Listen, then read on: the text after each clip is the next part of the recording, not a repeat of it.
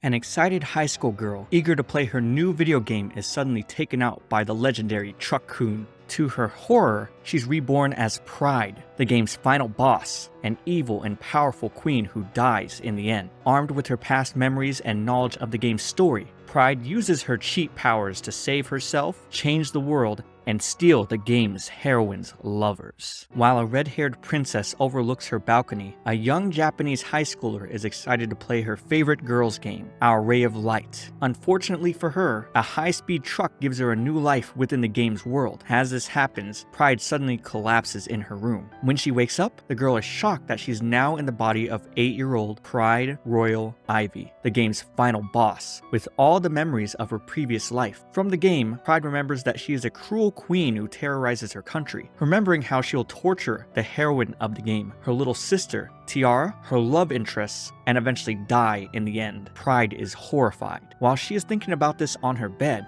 Pride's worried father, Albert, rushes in the room. Remembering that she hasn't met Tiara yet, Pride then asks her father about Tiara, who is shocked that she can see the future. This news delights him, as the ability to foresee the future is the mark of their Kingdom of Frisia's queen. It should be noted that in this world, everyone has special powers. Seeing his happy expression, Pride gets confused, since the event seems different than in the game. After her father leaves, Pride thinks about her foresight ability, remembering that this ability is what will make her the queen. Thinking about her terrible actions afterward and how she kills Tiara and her lovers in the game's bad ending, Pride shakes her head, not wanting to kill good people. Then, she suddenly remembers an important future event and rushes to her room's window. Despite her maid screaming at her to get back, Pride stands at the edge of the window and calls to her father, who is preparing to leave in a carriage. Albert is shocked by this, but Pride warns him that his carriage has a broken wheel that will cause him to meet his end. Suddenly, a strong wind blows and knocks Pride off balance, much to everyone's horror. Luckily, a servant catches her just in time, saving the situation. Pride remembers that the game's Pride couldn't foresee the event in time, but she used her past knowledge to save her father in this world. As the girl relaxes, her servants look terrified as they beg for mercy for letting her enter danger. Pride notices the fear in their voices, as they know her to be a cold, heartless villainess. She starts crying out of guilt. After crying her heart out, Pride goes to sleep while her father mentions getting an adoptive sibling for her, and in her dreams, she experiences the evil Pride's memory of torturing an innocent boy. After waking up, Pride walks towards a room. She remembers the story being different since her father would have died in the carriage accident, and her mother afterward from a broken heart. This would have made Pride the queen, leading her to a tyrannical path, but now, things were different. Soon Pride meets 7-year-old Stale, a commoner child and her future husband. Her father mentions that Stale has been handcuffed to prevent him from using his teleportation abilities. Pride feels awful that a young child would be taken away from his mother and chained up, and shakes the boy's hand. Her father then tells her that Stale will sign a servant contract with her, which triggers a memory in Pride. She knows that the illiterate Stale will get tricked into signing a predatory fealty contract, which would make him a servant unable to resist any commands she gives. So, she decides to change this event. Thus, she visits Stale at night, giving him the key to his handcuffs. Surprisingly, Stale refuses, saying his mother will get hurt if he escapes again, or that the castle might kidnap another one of his friends if he does escape, and he doesn't want that. Seeing that Stale said his proper goodbyes and came prepared with his resolve steeled, Pride leaves after he thanks her for her concern. The next day, Stale signs the contract with Pride and becomes her younger brother and future husband. Watching the two kids, a blue-haired man named Gilbert congratulates the princess mockingly. Her father, Albert, scolds Gilbert for teasing his daughter and drags him away. Later, Pride takes Stale to a library, happy to have found a new playmate. She keeps trying to make Stale call her by her first name, which the shy boy finds hard to do. However, while they're running around, Stale suddenly collapses out of exhaustion. Pride later watches him rest in his room, realizing Stale must have been working hard to study and become someone worthy of the royal family. She remembers something the evil Pride did. She had made Stale take his own mother's life for mere amusement, and she begins feeling sick from guilt. Soon, Stale begins waking up, and Pride hugs him. The blushing boy hears her apologize for separating him from his mother, and Pride promises to try her best for him and the people of her country. However, Stale also receives an ominous warning from the sweet Pride, a request to kill her if she ever becomes evil. After Stale goes back to sleep, he envisions a nightmare where sadistic Pride forces him to murder his own mother. The maniacal woman leaves him trembling in despair after forbidding him to even end his own life after committing such an atrocity. All the shattered boy can do is curse Pride and desire revenge. This horrible nightmare wakes up Stale, confusing him. While walking in the house's corridors, he remembers he has Pride's handkerchief in his pocket. He recalls how he was taken away from his crying mother and was planning to get close to Pride, only to reunite with his mother in the future. However, Pride turned out to be a kind, gentle girl instead of the selfish princess he had imagined, leaving him confused. Stale's thoughts are interrupted by Pride herself, who hugs and calls him to a room. Inside, he is given a letter from his mother containing all her well wishes. Stale begins tearing up from homesickness as Albert tells him that his mother is being provided regular financial aid and he will be allowed to exchange letters with her once a year at Pride's request. Knowing Pride is breaking palace rules for him, Stale wonders why the kind girl hugging him thinks she could one day turn evil. He swears to protect Pride forever and make her happy, while Gilbert watches the kids with a displeased face. Later, when he remembers Gilbert's expression, Stale wonders what to write to his mother. He teleports to Gilbert's location and overhears him making terrible rumors about Pride. Stale gets mad as Gilbert smears Pride's name and calls her a selfish, arrogant brat. He then returns home, wondering what to do about the situation. To win people's trust and clear any doubts about Pride's personality, he gets well dressed, thinking he must earn more trust than Prime Minister Gilbert. Somewhere else, we see a mature blonde woman, Rosa, the current queen and Pride's mother. She asks her daughter Tiara if she is excited to meet her elder sister and brother soon. A few days later, Pride attends an elegant ball with Stale. A blushing Stale praises Pride's cute looks, while her response leaves him more embarrassed. After they head out to the main hall, they meet Queen Rosa, who announces the appearance of her first daughter, Pride, to the public. Pride and Stale greet Rosa and soon meet a nervous Tiara. The crowd adores the cute girl, and Pride feels a little jealous that her little sister is getting more attention. However, she greets her happily and falls in love with her cutesy sister. Stale also greets Tiara, declaring they're one big family and will work together to support Pride, the future queen.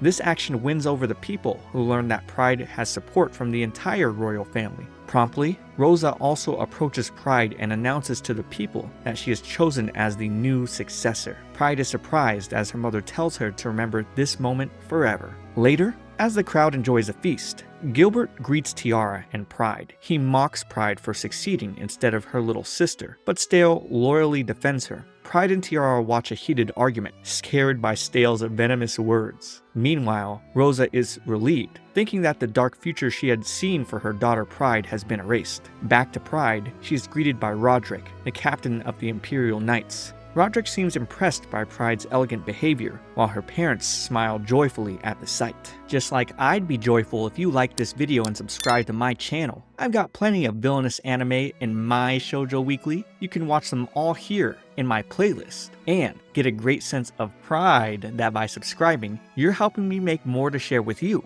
I'd appreciate it. 3 peaceful years after that event, Pride watches Stale practice swordplay against a knight. Her sister Tiara asks her about her relationship with Stale, and Pride responds that they will probably get married. Stale hears this and is caught off guard as he stumbles and gets knocked down. As Tiara cleans his face, Pride smiles at Stale, thinking that just like in the game, perhaps Stale has already fallen for the protagonist Tiara. As the blushing Stale avoids Pride's misunderstanding gaze, she asks the knight for a favor. Soon, Pride begins practicing with the knight, surprising everyone with her sword skills. Apparently, her cheat ability allows her to learn any techniques after only watching them once. Seeing Pride fight so gracefully, Stale feels disheartened, wondering if she even needs him to protect her. Pride reassures Stale that she will need his help if she lacks strength, which motivates him to keep practicing. Pride smiles as she watches the peaceful scene, wondering when her end as the villainess will come. Later, the Imperial Knights greet Pride for an observation. Pride asks Vice Captain Clark where Roderick is, and he reveals that the captain is with some new recruits, practicing joint drills with an ally kingdom. As Pride observes the knights practice, she suddenly receives terrible news. Roderick and the new recruits have gotten attacked by enemies.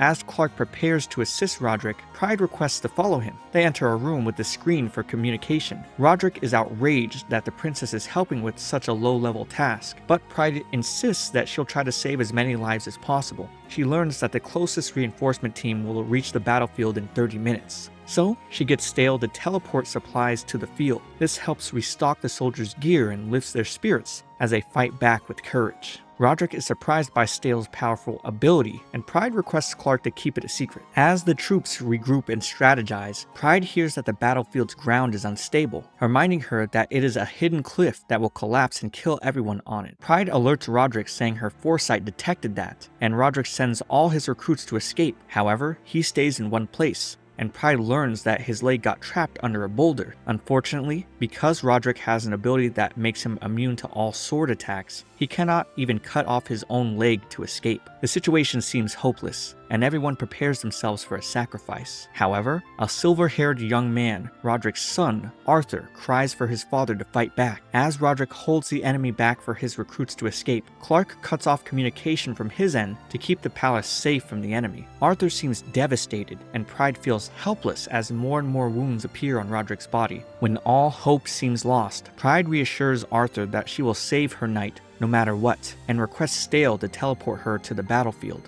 Stale and the knights don't want their crown princess to risk her life, but she refuses to stay back while her men fight for the kingdom. After reassuring Stale that she will survive no matter what, Pride cuts open her skirt to increase mobility and is teleported to the battlefield. She announces her presence to the soldiers and immediately begins hacking and slashing. Everyone watches, shocked, as the weak-looking princess takes out the enemy forces solo. Then, she looks around and spots a man hiding behind a tree. Pride catches this man and takes him to Roderick, whom she tells to hold him tight. Pride whispers something into the mysterious man's ears as rocks fall from the collapsing cliff. Back in the kingdom, Arthur experiences a nightmare about his current situation. The heartless Princess Pride had let his father and the recruits die, and her only comment about the matter was that Roderick was a useless captain who cost her some worthless men. Arthur would get enraged by this cold, ungrateful treatment, and later become a knight to avenge his father. However, now he stares as the rubble clears from the fallen cliff. A strange box of rocks near it opens up, containing Pride, Roderick, and the odd man, all safe and sound. After the battle, the mysterious man is captured and the soldiers begin reorganizing themselves. They wonder who the pretty young girl with the captain is, and are shocked to learn it's their future queen, Pride. Inside the palace, the knights and Arthur are relieved that the battle ended with 0 losses. Stale feels terrible that he let Pride fight and vows to get stronger to protect her. Back on the battlefield, Roderick offers to take Pride to safety, which she refuses, saying she must ensure everything goes well. However, this time, the obedient knight captain isn't taking any of her orders, since he angrily picks up the reckless, foolish princess in his arms. Pride realizes he is upset, but then remembers that she tore her skirt. All the knights watching laugh as their princess blushes furiously with embarrassment. Later, the knights are gathered up by Pride in a private room. There, they discuss everything that happened on the battlefield. Roderick questions how the young princess could use a sword and gun, and Pride replies that she saw some knights practice with them, shocking everyone with her cheat skill to learn things after only watching once. Roderick also questions why she personally visits him to help, saying that if she died from her own carelessness, the kingdom would have fallen in the darkness. While Pride finds his words reasonable, she still feels that she would have acted to save her knight or any other common soldier if she had the power to do it. She also reminds Roderick that although he could have died an honorable death, his death would mean fewer people would be protected by him in the future. This shocks the knights, who agree with her logic. Thus, Pride firmly declares that she is a future queen who will always fight for her people, which silences everyone. Then slowly, the knights begin thanking their crown princess for saving their captain, Roderick. Arthur also kneels with gratitude before asking Pride if he can become a knight with his measly power for growing crops. Pride reassures him while holding his hand, saying she fully believes he will one day become a great knight. Nearby, Stale watches the scene with jealousy. While Arthur is relieved by her trust, Pride requests him to stop her if one day she turns evil, shocking Arthur. Finally, his father, Roderick, admits he is glad he can return home to his friends and family. As Arthur watches Pride hug Roderick, he wonders why the sweet princess thinks she could one day become a horrible person and vows to protect her with his life. Later, Arthur recalls that he had awakened the ability to grow crops in his childhood, making him think he was more suited to be a farmer than a knight. However, Pride's kind actions and personality have convinced him to become stronger to protect her. After getting ready, he heads outside his house to spar with his dad. While sparring, Roderick asks Arthur if he's thinking about Pride, which catches him off guard. He defeats Arthur, but is greatly surprised by his skill, considering Arthur hadn't trained with the sword in years. His wife comes out from the commotion and Roderick runs away to avoid her, leaving his sword behind. As all this happens, back at the castle, Pride recalls a memory of Arthur from her other life. The devastated boy had cried for his father, who had been tossed away by the evil Pride. Suddenly, Stale's voice breaks Pride out of her thoughts. Afterwards, they head out to meet Clark and soon Roderick, who urgently greets the princess. He updates Pride on Arthur's progress before the son in question comes running with his father's forgotten sword. Once Arthur notices Pride though, he gets embarrassed and tries to leave without explanation. Stale suddenly comes up and requests Arthur to become his practice partner. Arthur is surprised but agrees to the request. Thus, the two boys head to an open hall, where Stale begins training with Arthur. Arthur notices a strange intention behind Stale's friendly smile and feels uneasy. Suddenly, Stale launches a swift attack, while Arthur quickly blocks. Stale praises him for being so talented, while Arthur keeps feeling uncomfortable. Suddenly though, Stale reveals his reasons for fighting for Pride. He mentions that he just wants this kind-hearted girl to be happy, and she always needs a strong guardian by her side. Stale recognizes Arthur's strength and love for Pride, and desires for him to become a strong knight worthy of protecting their reckless future queen. Arthur seems slightly confused by Stale's behavior, and Pride's worry about turning evil, but he accepts Stale's challenge. He also remarks that Stale's suspicious smile is similar to Gilbert's, which embarrasses the boy. Happy to accompany him as a shield for Pride, Arthur decides to train with Stale to improve his abilities at a rapid speed. Both boys are getting along well as they agree to begin training.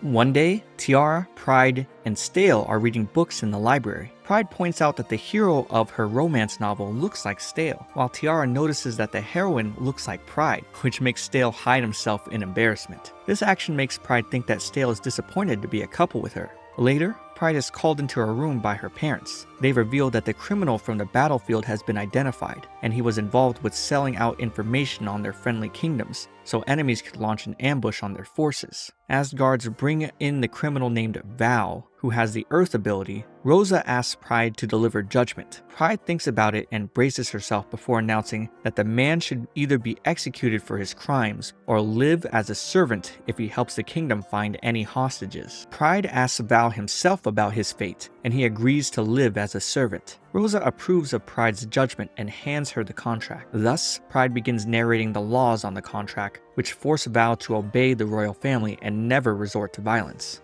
Afterward, Stale meets Pride outside where he requests her to let him join any crucial meetings in the future. Pride agrees and they go to visit Val. Pride gets Val angry at her before ordering him to protect Tiara if she ever encounters danger, or that he turn to Pride for help if he ever needs it. As the cussing Val is taken away, Pride wonders if she did the right thing. Stale asks Pride why she'd let such a horrible criminal go, and Pride tells him that since Val is bound to obey her anyway, she doesn't want to take his life away for no reason. He smiles, impressed by her magnanimity. However, Tiara asks Pride if she's a burden to her, so Pride explains that she just wants to protect her precious sister. She holds both Tiara and Stale's hands and tells them how much she loves the two, wishing to live happily forever with them. Sometime later, Stale and Arthur are about to begin another training session. Still, Arthur's surprised when Tiara and Pride show up to watch. After some sparring, Pride brings over some flower crowns she and Tiara got, presenting 2 crowns she specifically chose for the boys. Pride gives her heartfelt compliments and love as both of them blush furiously at her attention. Then, they realize there aren't enough flowers for Pride, so both boys put their crowns on her head. Pride smiles and gives them a flower to pin on their head before sharing a crown with her little sister. Afterward,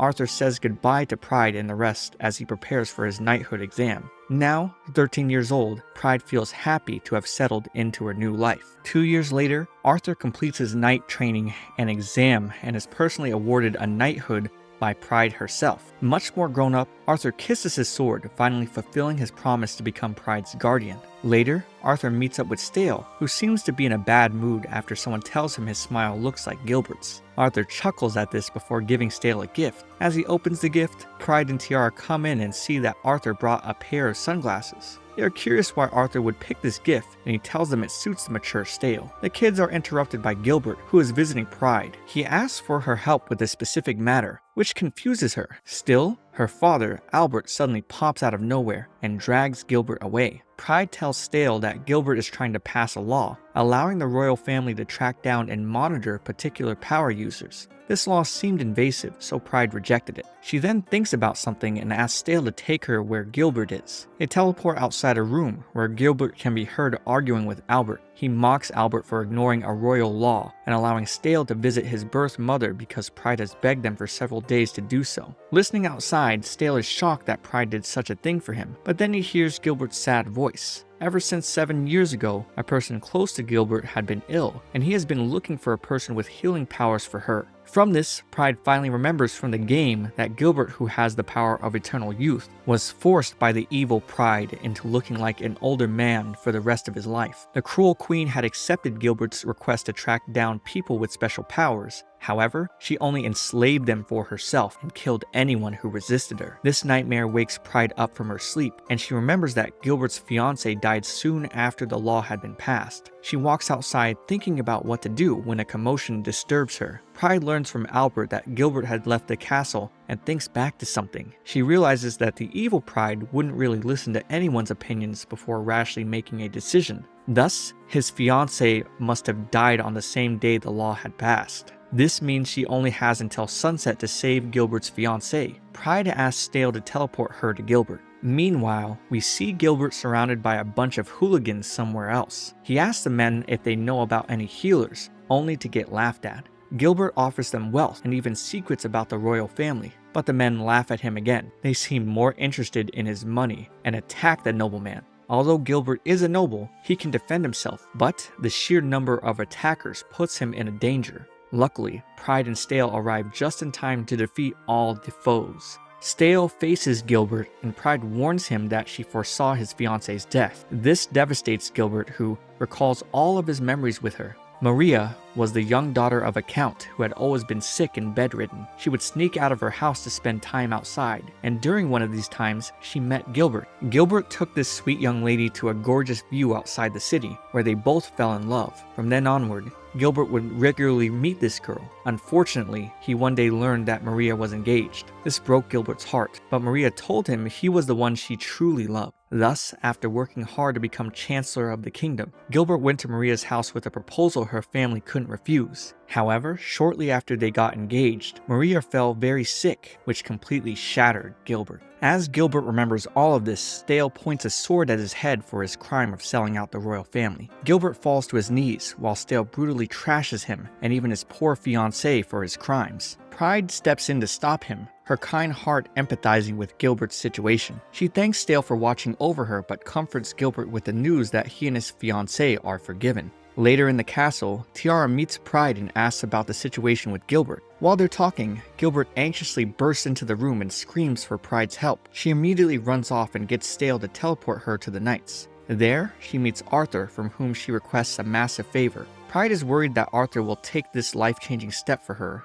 but the knight is even willing to die for her sake. She turns around and sees an older version of Stale, but with no time to explain, Pride gets him to teleport them to Gilbert's location. They get teleported to a room with a very sick Maria on the bed. Pride tells Arthur to lay his hand on the dying woman, and reveals that his power is not growing crops, but healing living creatures. Gilbert watches as Maria quickly gains color and gets up from the bed. The two lovers hug each other and the situation is saved thanks to Pride using her future knowledge about Arthur. Later, Pride learns that Gilbert transformed Stale into an adult version of himself so he could run faster. Gilbert thanks Pride for saving his dear lover and confesses all his sins to her. Pride asks if he's ready to confess his sins to her parents before saying she will rid him of his guilt. Pride then asks everyone in the room to forget everything they saw and heard about Gilbert, which shocks him. He wonders if he has been forgiven, but Pride has a punishment for his grave crimes. She orders him to continue living with his immortality and working as the faithful chancellor of the country as punishment, which drives Gilbert to tears from her mercy.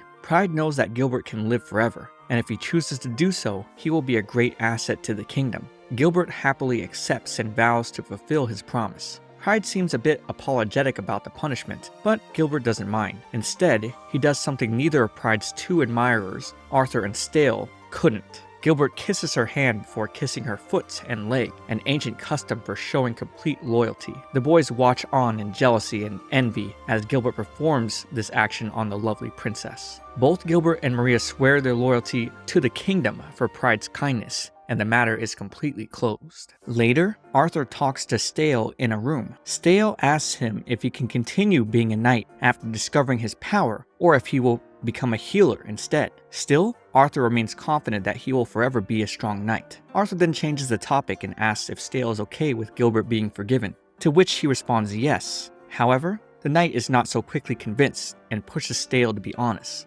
Thus, the angry boy starts venting his frustrations about the princess letting Gilbert go, despite all the horrible things he said about her. He feels like he isn't protecting Pride enough, but Arthur rushes to comfort him. He tells Stale that before Arthur even knew about Pride, the town was filled with nasty rumors about Pride's character. However, the rumors had died down after some time, clearly due to Stale's hard work. Arthur then tells Stale he protected Pride from what he could, but he should not expect himself to be able to protect her all the time. To reassure him, he offers his own protection whenever Stale isn't around for Pride. Stale is surprised and compliments Arthur for being so mature, but Arthur dismisses it, saying he was even worse at Stale's age. Stale feels like he has acted too weak and decides never to get vulnerable or cry again. This shocks Arthur, who wonders if he'll genuinely act this way forever. But Stale says that he'll wait until he's 18 to say his true feelings to Pride. Arthur agrees and supports him, and both boys grow an even deeper bond. Later at night, the group is attending Gilbert and Maria's wedding. There, Tiara asks Stale if he genuinely hates Gilbert or not. While Stale is bitter about Gilbert's crimes, he admits that he's happy that he get together with his lover. Tiara then points out another reason Stale hates Gilbert, his fantastic confidence and competence. This makes Stale blush from embarrassment, and Gilbert shows up at just the right time to greet them. Like a proper tsundere, Stale says he hates him, but Gilbert takes his words lightly. Afterward, Gilbert proudly announces his marriage to Maria to everyone attending, finally getting a happy life with his lover. Some days later, the royal family holds an Imperial Guard exam for the knights. Arthur participates in this exam and dominates his fellows, becoming a personal guard of the royal family. Now he gets to be around Pride in her personal life. As the group is traveling in a carriage together, they encounter a fallen man in the street who surprisingly turns out to be Val. Later, Val wakes up in a room covered with bandages. He sees everyone around him, and Pride realizes he returned after the contract forced him to ask for help. She asks him why he needs her help, but Val claims he doesn't, realizing he's too proud to admit what he needs. Pride forces Val to tell her what's going on using her contract with him. He tells her that he needs to free two kids, Sefik and Kemet, his family that were kidnapped by traffickers. He mentions that although the kidnappers wanted 5 more kids in exchange,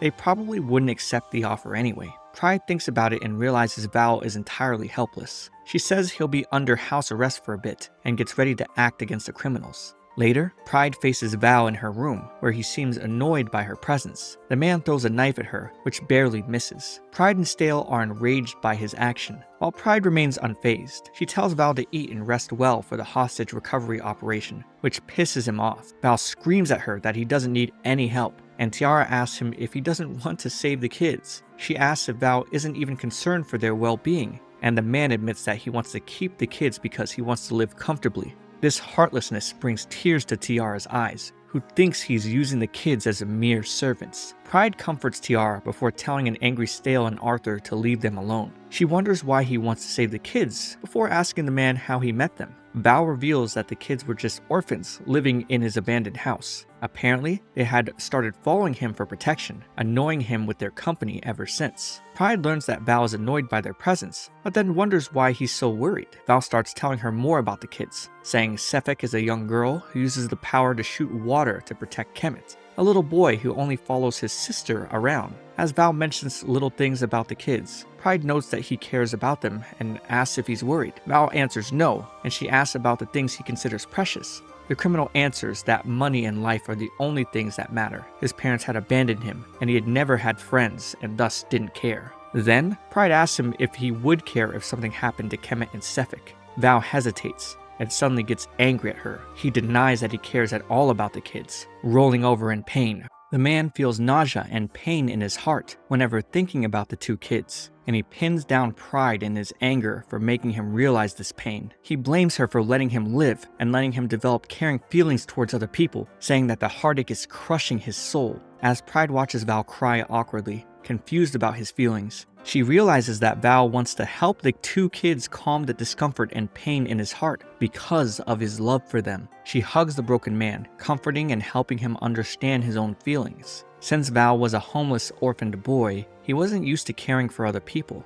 and the unknown feeling of love and worry had terrified him. This truth is extremely sad for Pride, who hugs him tightly. The next day, Val meets up with the kidnappers. He offers them 5 children that are the royal family turned into kids by Gilbert, of course. The kidnappers don't actually return Sefik and Kemet and capture them all instead. On the carriage, as the group is being transported, they remember that Gilbert had revealed the Queen had ordered to exterminate the kidnapper gang and save all the hostages. Gilbert's ability to turn everyone back into children had quite a shocking effect. As they reach their destination, Stale teleports his handcuffs away. One of the kidnappers comes in and immediately attacks him for trying to escape, but Stale teleports the man to a jail cell. More and more criminals end up in prison as the group starts focusing on saving the hostages. The Knights beat up the criminals for the hideout location and head out for their operation. Meanwhile, the group explores the gang's base, hidden within a cave. They learn that high-value people with special powers are hidden deep within and are transported to a cell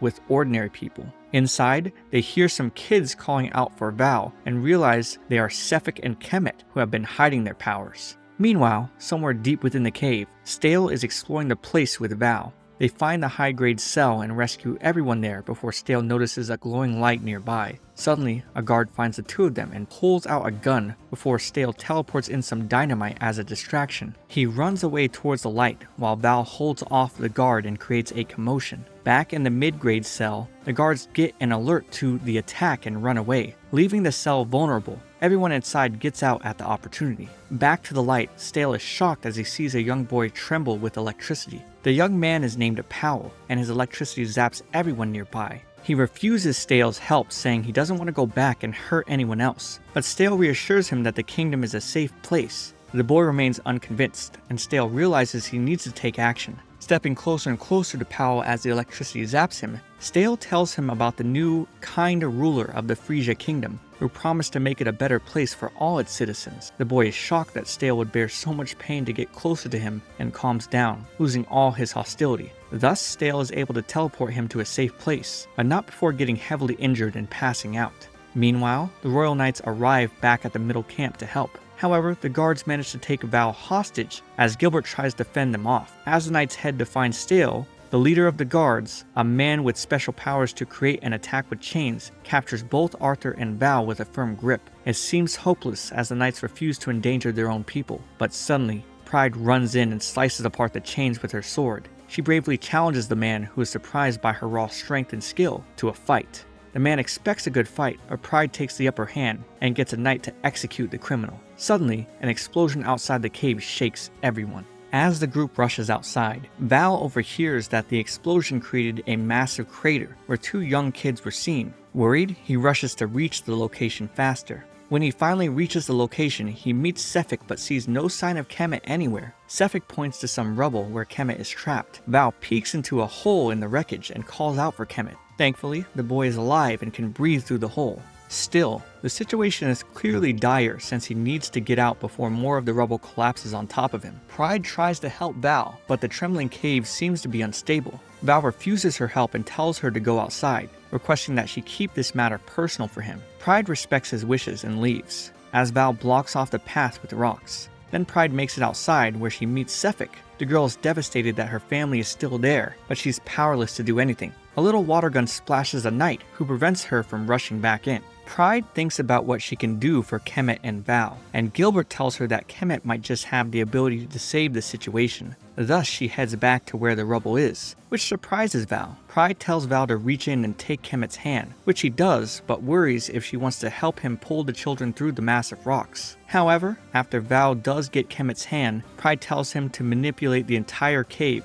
and destroy the rubble, blocking Kemet. Val thinks she has gone insane, but somehow he feels powerful enough to actually activate the rocks in the whole cave and destroy the rubble. Overjoyed, he hugs the scared Kemet, as Pride realizes Kemet's natural ability is actually enhancing other people's unique skills. This explained why Sefik could power huge jets with Kemet, but only uses little water guns alone. As the cave begins to shake more and more, Val makes a rock ship to take the group outside the collapsing cave. As the group heaves a sigh of relief outside, somewhere nearby, a group of suspicious people watches them escape. They seem to be surprised that they could make it out alive before dropping even more bombs below. These bombs trap Sefik on a cliff that seems to be falling. Val screams her name and rushes to toss her back to safety, but falls down himself when the cliff dislodges. Falling down to his death, the once heartless criminal wondered when he got so attached to those two kids. Recalling memories, he remembers that after he had returned home from his punishment, he found two children living in his abandoned old home. The kids seemed to trust Val and began following him around everywhere for protection. Val found them annoying, but did nothing to stop them. Slowly, he became increasingly attached to the kids and gave them their names. As Sefik learned to use her ability to create water to sell, the three of them started living comfortably. However, one day, their happiness sadly came to an end when the kidnapper gang took the two children. Since Val was bound by his contract with Pride to never attack anyone, he could only watch on in helplessness as they took his only family away from him. Back in the present, Val seems prepared for death, but is shocked when the future queen jumps down and makes a strange signal. This signal wakes up the injured Stale outside, who teleports to her and takes them all away from the cave. Sefik and Kemet rush up to hug their adoptive father, as he smiles with relief, and Pride happily hugs Stale. After a few weeks of the cave incident, we see Pride chat with Arthur and Stale. Despite being unable to catch the bombers, the kingdom seems to be at peace. The group gets surprised when Val, Sefik, and Kemet come hurtling on a rock toward their group. It looks like Val is making full use of Kemet's ability and performing a job as a delivery man. Pride smiles at the three of them, who look much better than they used to be. For Val's help with the operation, she offers to make them the official carriers of the royal family. The two kids become overjoyed at the news, while Val smiles at Pride. She also tells him that the kingdom plans on making free schools and invites Sefik and Kemet to study and grow with them. After making sure that she truly means what she said, Val accepts her offer, joking that he would have been forced to obey her as a servant anyways. Val gets down and prepares to kneel to show his respect, as Pride nervously blushes. He kisses her feet like the tradition, but Val throws in some spice as he licks them, shocking everyone and embarrassing the poor princes. He laughs loudly, showing that troublemaker spirit. Then Val asks for compensation while the group glares at him for disrespectful actions. Pride pouts but agrees to give it. Stale tells her that she doesn't need to do it, but Val reminds the group that he is completely broke. Then, as Pride prepares to leave the place, Val follows the group, teasing her about her jealous prince. Arthur also gets upset by this, which makes Val tease him as well. He mocks Pride for being with such inexperienced, shy boys, and offers to give her much more than they can deliver. Of course, Pride immediately rejects his bold flirting before she prepares to leave. Val finally gets serious and thanks Pride for inviting his kids to her school. Later, Pride watches Arthur fight Gilbert, but gets schooled miserably. Gilbert quickly slams him down, and Stale cheers him on. However, Gilbert suddenly offers to teach Arthur a secret technique if he can land a hit. This also gets Stale fired up, who decides to fight Gilbert with Arthur. Gilbert allows the two boys to come at him together. As the fight gets more intense, Pride cheers for her two boys before she is surprised by a returning Val. Val is surprised that the boys are seriously fighting over her, but Pride corrects his misunderstanding. Then Tiara gets up to play with Sefik and Kemet and offers cake to them as well.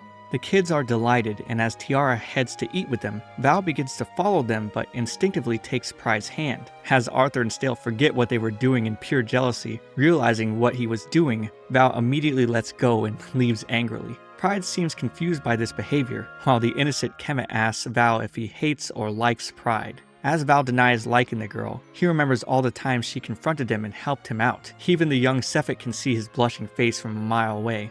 Back to a confused Pride, she decides to concentrate on cheering her boys on for their fight. As she shouts lovely praise to boost their confidence, the boys end up falling from her sweet words instead, nervous and happy.